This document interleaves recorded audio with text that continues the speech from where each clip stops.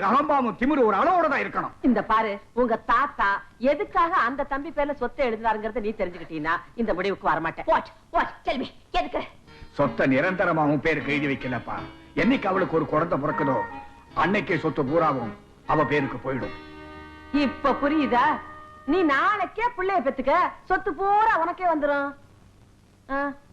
பிள்ளைக்காக சொத்தை விரும்புவேன், ஆனா சொத்துக்காக பிள்ளைய பெத்துக்கிறதுக்கு வேற எவ்வளையாச்சும் பாரு. இந்த பாரு, நீ இப்படி அடம் பிடிச்சுக்கிட்டு போன அப்புறம் எல்லாத்தையும் கோட்டை விட்டுடுவேன். என்ன என்ன என்ன கோட்டை விடுறது? இப்போ நீ ஏன் வீட்டை விட்டு போறேங்கிற?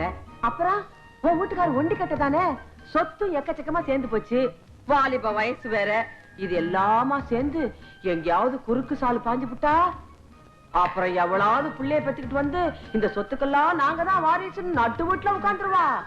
அப்புறம் உங்க கதி யோசனை பண்றியா?